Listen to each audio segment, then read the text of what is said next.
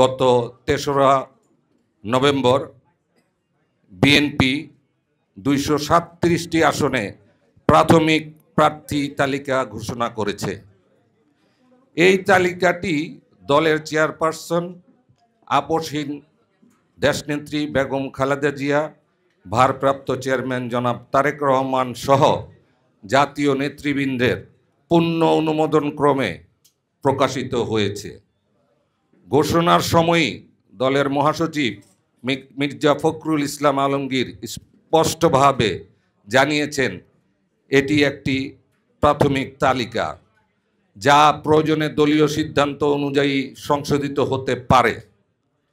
মহাসচিবের এমন বক্তব্যের অর্থ দাঁড়ায়, সংশোধন না আসা পর্যন্ত এই তালিকাই কার্যকর এবং বাধ্যতামূলক দলীয় নির্দেশনা হিসাবে বিবেচিত হবে।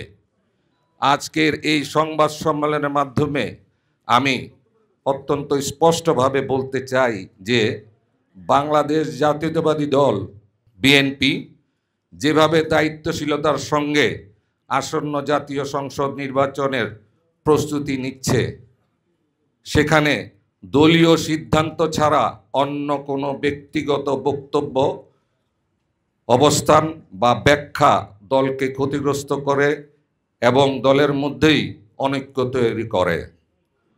আমরা আবারও স্পষ্ট করছি যে দলের কেন্দ্রীয়ভাবে ঘোষিত প্রার্থী তালিকাই আমাদের প্রতি একমাত্র কার্যকর ও বৈধ নির্দেশনা। যে আসনে ধানের শীষ প্রতীক নিয়ে দলের প্রার্থী মনোনয়ন পাবে, সেই প্রার্থীর পক্ষেই আমরা সবাই ঐক্যবদ্ধভাবে মাঠে কাজ করব, এটাই নির্দেশনা। পরিশেষে বিনীত নিবেদন এই যে, আসুন আমাদের নেতা শহীদ প্রেসিডেন্ট জিয়াউর রহমানের আদর্শে আপসহীন দেশনেত্রীর ত্যাগ ও ভারপ্রাপ্ত চেয়ারম্যান তারেক রহমানের তারুণ্যে উজ্জীবিত হয়ে দেশ ও দলের ঐক্য এবং আদর্শের প্রশ্নে আমরাও আপসহীন থাকি। আমাদের এই যাত্রায় আমরা আমাদের সবার কাঙ্ক্ষিত নতুন নারায়ণগঞ্জ নির্মাণে সংবাদ মাধ্যম এবং প্রিয় সাংবাদিকরা আমাদের পাশে থাকবেন, এটাই আমার দৃঢ় বিশ্বাস।